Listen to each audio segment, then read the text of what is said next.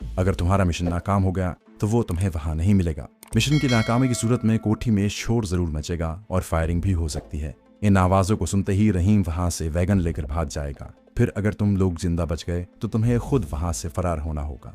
Commando Aurangzeb ने कहा, मैं सब समझता हूँ। तुम कोशिश करना कि कल शाम तक ब्रिगेडियर के बंगले का अंदरूनी सारा नक्शा हमें मिल जाए। इस दौरान हम इस कैबिन में नहीं होंगे। हम कल सूरज गुरूब होने के बाद यहाँ आएंगे। फिर जैसी सूरत हाल हुई उसके मुताबिक अपने कमांडो मिशन का फैसला करेंगे। शम्स बोला, बेहतर है, अब मैं जाता हूँ। जब वो चला गया तो मैंने कमांडो औरंगजेब से कहा, ये लोग हमारे लिए खुदकार असलहा वगैरह का इंतजाम कर देंगे। उसने कहा, हमें जिस चीज़ की ज़रूरत होगी वो मिल जाएगी, बेफिक्र रहो। हमने रात उसी कैबिन में मर्दों के खाली ताबूतों के पास गुजारने का फैसला किया और वहीं जगह बनाकर लेट गए। कमांडो जहाँ चाहे सो सकता है। शिमले में भी अपनी कश्मीरी मुजाहिदीन की सुराग रसानी का निज़ाम हैरत अंगेज़ और हौसला अफजा था। अपने महदूद और मखदूश हालात के बावजूद वहाँ जितने भी कश्मीरी मुजाहिद खुफिया तौर पर काम कर रहे थे, उन्होंने हर किस्म का छोटा अस्था और दूसरा कमांडो मिशन में काम आने वाला सामान अपनी खुफिया कमीगाहों में छुपा कर रखा हुआ था। दूसरा दिन भी मैंने और कमांडो औरंगजेब ने शिमले के गैराबाद पहाड़ी इलाके में घूम फिर कर गुजार दिया। हम शिमले के शहर की आबादी से दूर रहना चाहते थे। सूरज गुरूब होते ही हम वापस कब्रिस्तान वाले केबिन में आकर शम्स ख्वाजा का इंतजार करने लगे। वो रात के पहले पहर आया। हमने ताबूतों के पास मोमबत्ती रोशन कर रखी थी। वो आकर हमारे पास बैठ गया। उसने अपनी वॉस्कट की जेब में से तय किया हुआ एक कागज निकाल कर खोला और उसे हमारे सामने रख दिया। इस कागज पर पेंसिल से एक नक्शा बना हुआ था। उसने कहा, औरंगजेब, ये ब्रिगेडियर श्याम प्रसाद के बंगले का अंदरूनी नक्शा है। हमारे खास आदमी की जो रिश्तेदार औरत ब्रिगेडियर के घर में काम करती है, मैं खुद उसके घर में जाकर उसे मिला हूँ और उसकी बताई हुई मालूमात की रोशनी में मैंने खुद ये नक्शा तैयार किया है। ये देखो, ये बंगले के अकब का हिस्सा है। यहाँ कोई दरवाजा नहीं है। बंगले के गिर्द कोई 12 फुट ऊंची पथरीली दीवार है जहाँ बाग का लॉन है। ये 3 कमरे जो तुम देख रहे हो, ये तीनों बेडरूम है। एक बेडरूम में ब्रिगेडियर मुखर्जी और उसकी बीवी सोते हैं। ये साथ वाला बेडरूम जो है, इसमें ब्रिगेडियर की दोनों छोटी बेटियां सोती हैं। और ये जो कोने वाला बेडरूम है, ये ब्रिगेडियर की बड़ी बेटी उर्मिला का है। इसके बारे में उस औरत ने बताया है कि वो रात को 10 बजे अपने बेडरूम में आ जाती है। बेडरूम में वो रात के 11 बजे तक किताबें पढ़ती है। उसके बाद सो जाती है, मगर उसके सरहाने की तपाई पर रखा हुआ टेबल लैंप सारी रात रोशन रहता है। उसकी रोशनी बहुत हल्की होती है। बागीचे से उर्मिला के बेडरूम में जाने का कोई दरवाजा नहीं है। सिर्फ उसके बाथरूम की खिड़की है जो अंदर से बंद रखी जाती है। वहां काम करने वाली अपने गिरोह की औरत ने वादा किया है कि जिस रात तुम्हें अपने मिशन पर जाना होगा, वो लड़की के बाथरूम की खिड़की की चटखनी अंदर से खोल देगी। क्या वो ऐसा करेगी? औरंगजेब ने पूछा। शम्स ने कहा, उसने मुझे यकीन दिलाया है। अगर तुम कल रात इस मिशन पर रवाना होने वाले हो तो मुझे अभी बता दो। मैं सुबह उसे अपने जासूस के हाथ पैगाम भिजवा दूंगा। तुम्हें बाथरूम की खिड़की खुली मिलेगी। मैंने नक्शे को देखते हुए पूछा, यहाँ रात को फौजी गार्ड कहाँ कहाँ ड्यूटी पर होते हैं? शम्स ने कहा, मेरी इत्तला के मुताबिक पहले सिर्फ एक फौजी सिपाही ब्रिगेडियर की कोठी के बाहर पहरा देता था, लेकिन अब उसके अलावा रात को भी और दिन के वक्त भी 2 मुसल्ला फौजी कोठी की दीवार के गिर्द गश्त लगाते रहते हैं। कमांडो औरंगजेब ने कहा, मैं इस इलाके से तो वाकिफ हूँ जहाँ ब्रिगेडियर की कोठी है, मगर मैंने ये कोठी कभी देखी नहीं। मैं चाहता हूँ दिन के वक्त उसे एक नज़र दूर से ही देख लूँ। शम्स बोला, मैं कोठी दिखाने नहीं जा सकता, ये कमांडो रहीम करेगा। वो सुबह किसी वक्त तुम्हें अपने साथ ले जाकर कोठी दिखा देगा। तुम बताओ, तुम्हारा प्रोग्राम क्या है? कमांडो औरंगजेब ने फैसला कुन अंदाज में कहा, हम कल रात अटैक करेंगे। कमांडो रहीम से कहो कि हमें दिन में किसी वक्त ब्रिगेडियर की कोठी दिखा दें। वो किस वक्त यहाँ आ सकता है? शम्स कहने लगा, ये इसका छोटा सा गोदाम है जहाँ वो ताबूत बनाकर रखता है। मैं उसे सुबह ही यहाँ भेज दूंगा। ठीक है, औरंगजेब बोला, और कल शाम तक हमें हमारी कमांडो एक्शन की दूसरी चीजें भी पहुंच जानी चाहिए, जिनमें क्लोरोफॉर्म की शीशी बहुत जरूरी है। शम्स बोला, ये ड्यूटी कमांडो रहीम की है। वो ये सारी चीजें शाम होने से पहले पहले यहाँ ले आएगा। रात को कमांडो रहीम वैगन के साथ अपने 2 मुजाहिद कमांडो साथियों के साथ भी डिग्गी वाले मोड़ पर मौजूद होगा। उसके बाद हमारी मीटिंग खत्म हो गई। शम्स ख्वाजा चला गया था। रात गए हम अपने मिशन की तफसीलात तय करते रहे। हमें इस मिशन के सिलसिले में काफ़ी हद तक उस इलाके में मुकीम खुफिया कमांडो मुजाहिदों की कारकर्दगी पर भरोसा करना पड़ रहा था। मेरे इस्तफसार पर कि क्या ये लोग पूरी महारत से ये फ़र्ज़ अदा कर सकेंगे, कमांडो औरंगजेब ने कहा, ये लोग वादी में पूरी कमांडो ट्रेनिंग लेने के बाद आम कारीगरों और मजदूरों के भेस में यहाँ आकर काम कर रहे हैं। तुमको इनके बारे में तशवीश नहीं करनी चाहिए। ये ट्रेंड कमांडोज हैं। वो रात भी हमने ताबूतों की कोठरी या केबन में ही बसर की। दूसरे दिन रहीम कमांडो सुबह सुबह पहुंच गया।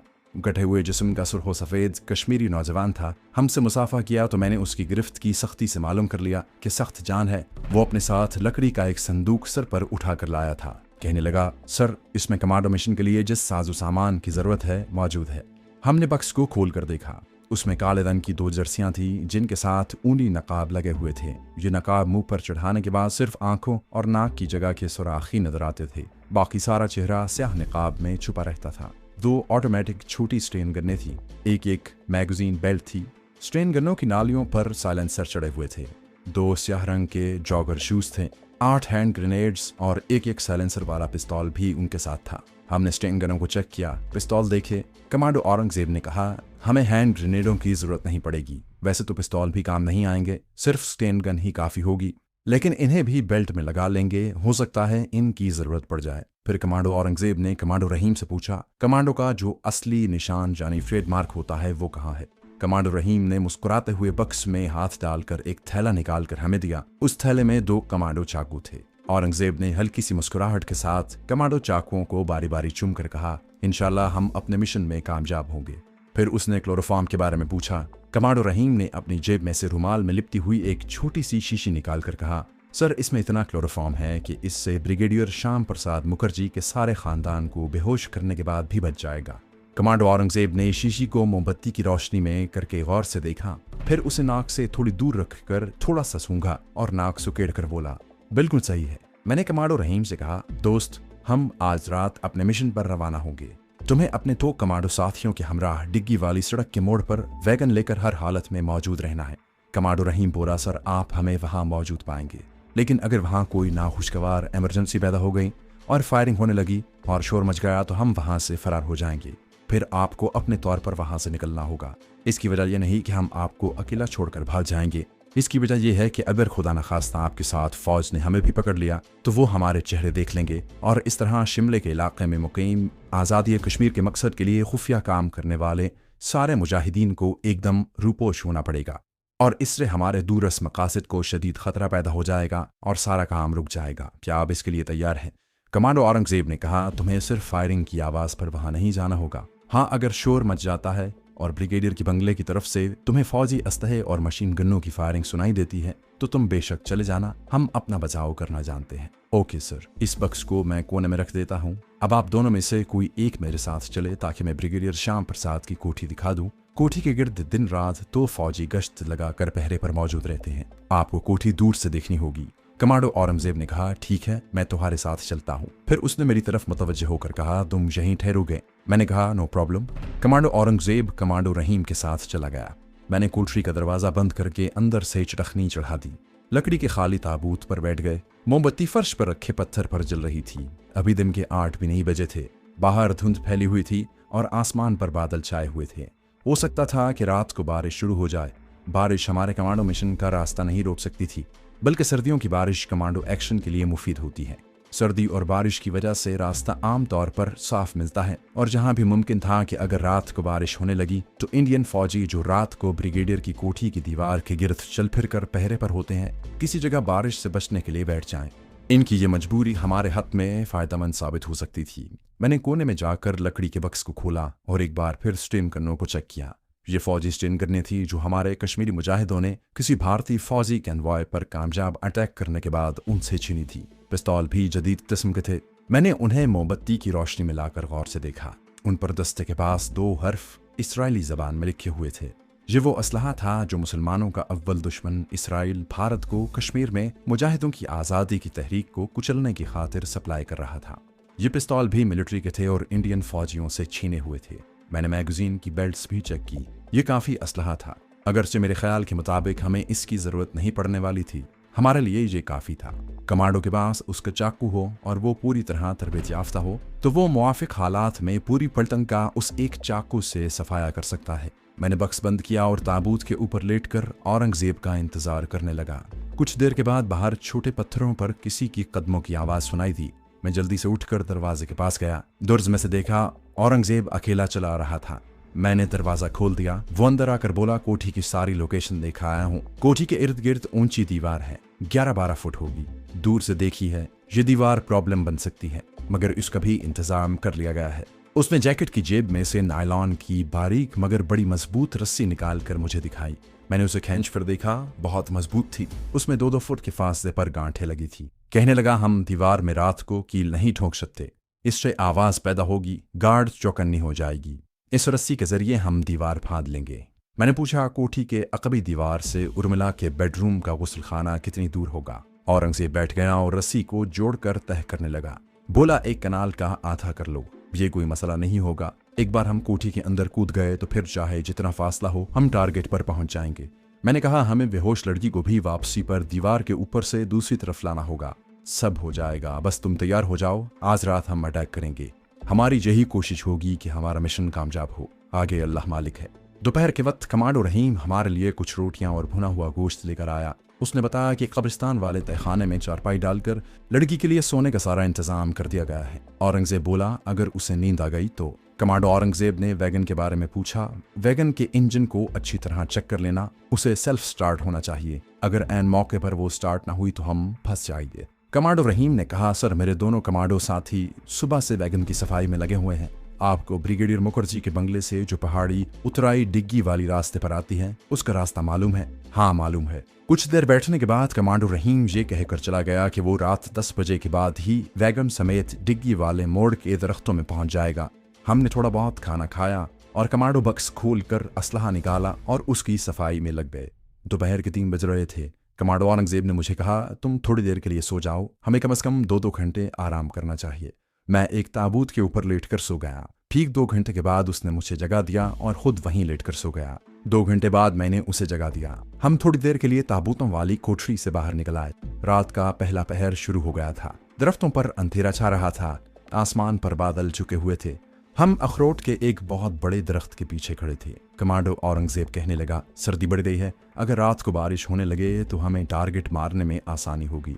बारिश और सर्दी में गश्त लगाने वाले इंडियन फौजी गाफिल हो सकते हैं। कुछ देर तक हम खुली फजा में अखरोट के दरख्त के नीचे बैठे आहिस्ता आहिस्ता बातें करते रहे। कमांडो औरंगजेब ने कहा, अगर वहां मामला उलट गया और हम में से कोई दुश्मन की फायरिंग से मर गया तो हमें लाश को नहीं उठाना होगा, बल्कि वहीं छोड़कर अपने मिशन को कामयाब बनाने की कोशिश करनी होगी, क्योंकि किसी भी किस्म की ताखीर मुसीबत का बायस बन सकती है। हमें रात के ठीक 11 बजे ताबूतों वाले कैबिन से अपने मिशन पर रवाना होना था। 10 बजे हम केबिन में बैठे असलहा वगैरह की आखिरी चेकिंग कर रहे थे। पूरे 10:30 बजे हमने अपने कमांडो ऑपरेशन की तैयारियां शुरू कर दी। सबसे पहले हमने अपनी घड़ियां मिलाईं, उसके बाद काले जॉगर शूज पहने, जैकेटें उतार कर नीचे काली जर्सियां पहनी, ऊपर दोबारा जैकेटें पहनकर उनकी जिप गर्दन तक लगा लिए। जर्सियों के हुड आधे सरों पर इस तरह ओढ़ लिए कि हमारे सिर्फ चेहरे नजर आ रहे थे। कमांडो चाकू अपनी अपनी बेल्ट में लगा लिए। ऑटोमेटिक पिस्तौलों के साइलेंसर खोलकर दोबारा फिट किए। छोटी खुदकार स्टेन गन्ने स्लिंगों के साथ कमर के पीछे कर ली। कमांडो औरंगजेब कहने लगा, स्टेन गन का इस्तेमाल हम इंतहाई जरूरत के वक्त करेंगे। कमांडो चाकू को तरजीह देंगे, उसके बाद मौका देखकर पिस्तौल का इस्तेमाल करेंगे। हमने 2-2 हैंड ग्रेनेड अपनी जैकेटों की जेबों में रख लिए थे। क्लोरोफॉर्म की छोटी शीशी और रुमाल औरंगजेब ने अपने पास ही रखा। दीवार फलांगने वाले नायलॉन की बारीक रस्सी भी उसके पास थी।